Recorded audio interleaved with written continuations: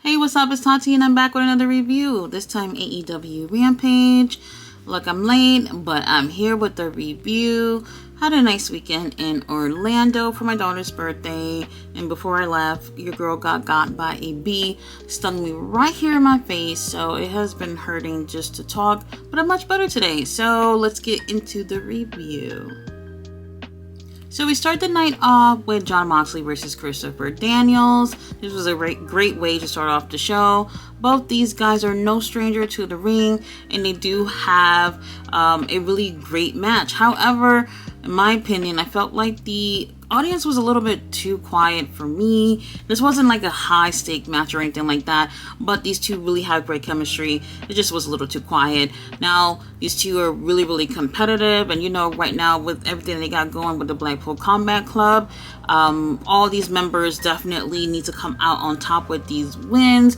Christopher Daniels, however, has been quite a bit of a losing streak. But either way, they both put a really great match for the audience. Great way to open the show. Jon Moxley does take the win, though. Right after that, Christopher Daniels is laying against the ropes on the ground in a corner, and then we have Jon Moxley who walk up to him, tell him to get up, and I'm like, holy shit, he's gonna attack Christopher Daniels? He actually doesn't. He shakes his hands and he leaves, and I think everybody was surprised. Even Christopher Daniels seemed surprised as well, since they've been on a attacking spree, but this time that did not happen. But hold on, there's more coming on later on tonight. Next, we have Jade Cargill backstage, and she's getting all glammed up and pretty. Oh my gosh, she's so gorgeous. And we have Mark Sterling doing all the talking for her. Basically, they said that during her match with Taya next week, Wednesday, on Dynamite, Taya cannot use the Road to Valhalla or Jaded in the match. So that's the stipulation here. If she wants to go against Jade for the TBS title, she cannot use that move. If she does, then she'll be disqualified and Jade will retain. So it will be interesting to see what she ends up doing instead. I cannot wait to see that match. I have high hopes. I don't feel like it's going to be like the best match we've seen in AEW or anything, but I do hope we get a new champion. Next, we had Hook along with the Hardys and Isaiah Cassidy. Jeff was letting everybody know that he thinks it's time for him to retire from screwing up, and that he wants to end his career in AEW on a high note. Okay, cool. So then, after that, we have Stokely Hathaway who comes on the big screen, and he wants to know what the stipulations and details are for this 8-man tag match that they're going to end up having. And for whatever reason, Matt Hardy doesn't want to give him the details, and Stokely Hathaway is like, alright, cool, it's alright. And then the Firm comes out of the blue from the crowd and attacks Hook and the Hardys and Isaiah in the ring. And now this was not no BCC attack or whatever, but still I do think like they were able to make a lasting impression, at least on me. I really feel like whenever they have storylines, they don't really have the upper hand or whatever when it comes to these group of guys here. But I liked it for him. Individually, I think everybody got something really great going on, but just not in AEW for whatever reason. But either way, they beat down the good guys, and Stokely Hathaway's on the screen, and he's like, damn, that's crazy. When he said that, I just fell out because I just thought it was so funny. Stokely is a really great heel, and unfortunately I just feel like certain heels, they just don't have a really good look in AEW. These guys, they have what it takes individually, but Tony's not really giving them a really great opportunity. To be honest, I kind of hope they win their match against Hook, the Hardys, and Isaiah Cassidy. Next, they show us a video of when Britt and Adam got their ass beat by the Appreciation Society and what the girls called the Outcast Girls. No, Outsiders. Is it Outsiders? Not sure. But anyway, I was getting a little tired of everybody in this whole picture, but with everybody together, it kind of seemed like it's going to get interesting. So we'll see how that goes, and hopefully Tony don't fuck it up and give us something that we don't want. Next, we do have Dustin Rhodes and Keith Lee They're cutting a little promo. Keith Lee obviously is upset about what Swerve had did coming in his match between him and Chris Jericho. To be honest, I was bored as fuck with that match, so I didn't even mind Swerve getting involved in there. But it seems like Dustin and Keith are just gonna be tagging. I don't really know, to be honest. I thought something was gonna brew with Adam Cole and Keith Lee maybe being partners or something. Obviously they didn't go that route, so who knows. But anyway, I'm pretty sure we're gonna see Keith Lee versus Swerve at Double or Nothing, so we'll see. Next match, we have Julia Hart versus Kiera Hogan. Now, for this, I actually enjoyed this match more than Julia versus Anna Jay. Kiera is much more, I don't know, confident in the ring, so she seemed to be able to carry Julia a little bit better than with Anna Jay, who seemed to, I don't know what the hell was going on with that match, but this match I did enjoy a little bit better. Was it like the best match this week or anything? No, it wasn't all that, but I do feel like they had a little bit more of chemistry in this ring. Now, I do think Julia does need some work as far as wrestling goes. She's not bad though. However, she does have the whole character on lock thing. I feel like she's definitely been working on that. It's been a huge difference from Julia, the cheerleader with the varsity blondes. So now it's definitely a huge change. However, Julia does end up taking the win. The match is okay. I do feel like all the girls really need improvement, at least majority of them. But either way, we do have Anna Jay coming after that match, and she's having a fight with Julia. To be honest, I thought that whole thing was over. Jericho Appreciation Society has already moved on with a new storyline, so I'm wondering what does this still have to do with anything with Anna Jay and Julia? Not really sure. For whatever reason, the officials come out and they even have a hard time with keeping these two girls who weigh nothing away from each other. I'm not really sure where they're going with this. However, Julia, since Julia did spray the mist into Anna's face, she has that mark on her face. Now, I'm not interested in seeing these two have any storyline or whatever, because they're both kind of boring, but I kind of figured that maybe, just maybe, might be a little bit worth it if Anna was going to join the House of Black, because that's exactly what happened to Julia when she ended up joining the House of Black. She got sprayed with the mist in her eye, and she started slowly changing into the Julia we see now. So I'm wondering if the same thing is going to happen with Anna. However, Anna, I wouldn't want to see part of House of Black either. If anything, they would have used somebody like Abaddon, who I said before would be a better fit for the House of Black. So let's see where they go with this. But to be honest, I'm not really interested in seeing these two girls have any feud.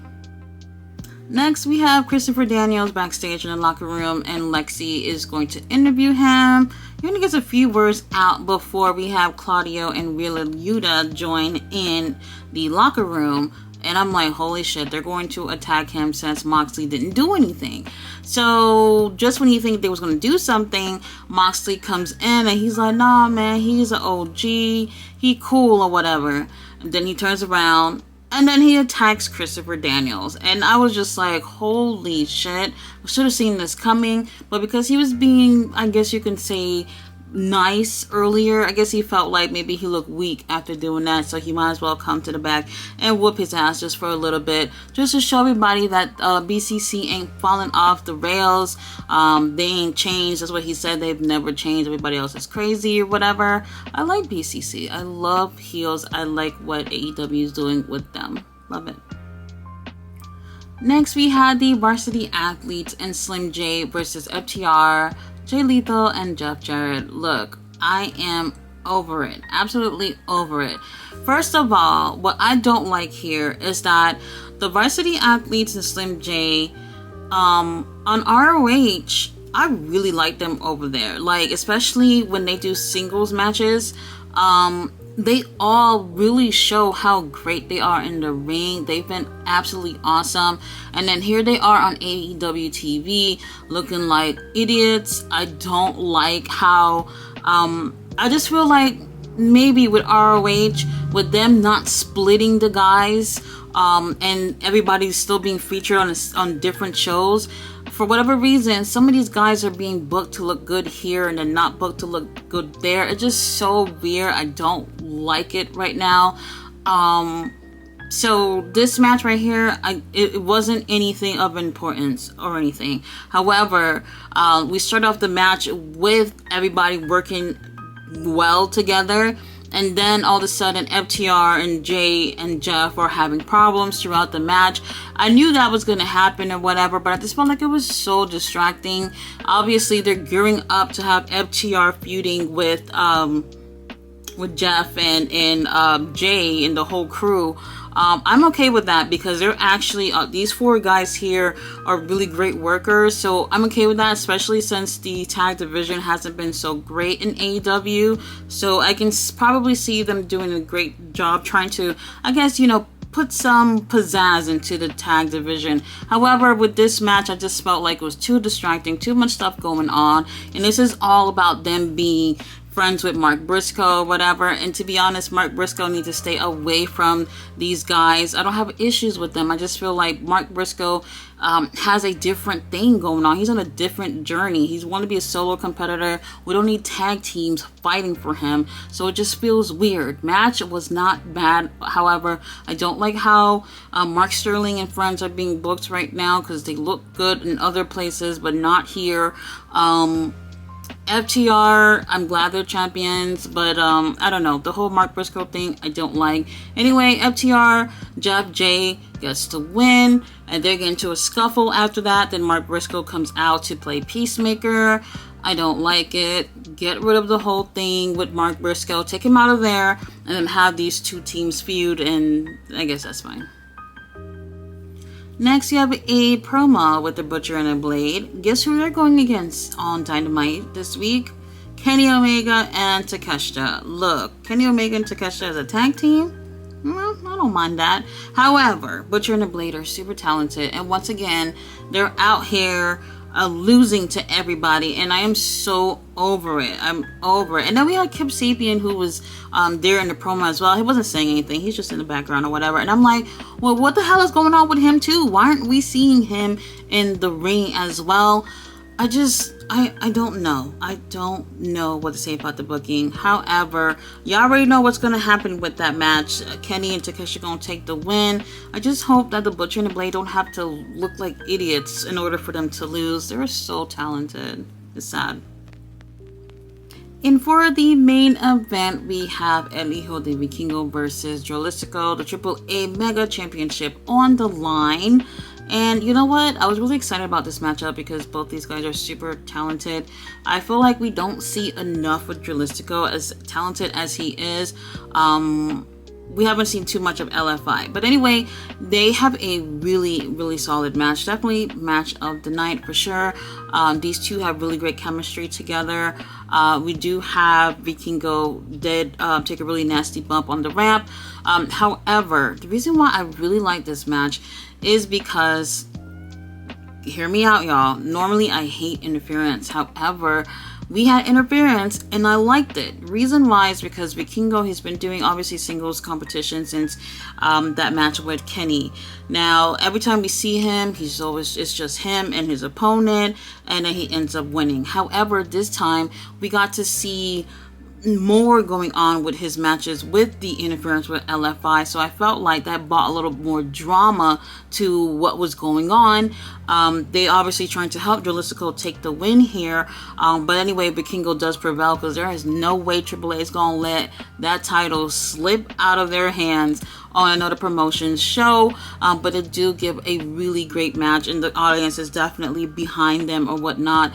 After that match, though, LFI decide to go attack Vikingo, and they beat him up in the ring or whatnot. And after that, they just look so good. They look so badass doing it, and how they just pose with their dirty ass shoes on Vikingo's chest. And I'm just like, yes, they look so good.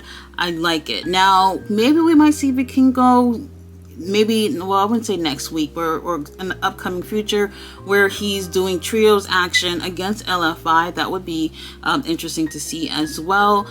We do already have a stack show for Dynamite this week, but I liked it. I really did enjoy the match. All right, y'all, that's all we got for Rampage, which was on Saturday. The whole basketball thing and all that stuff going on, and then wrestling have to take a back seat. It's really annoying. Maybe they might have to find another network, but if anything, they're probably not going anywhere.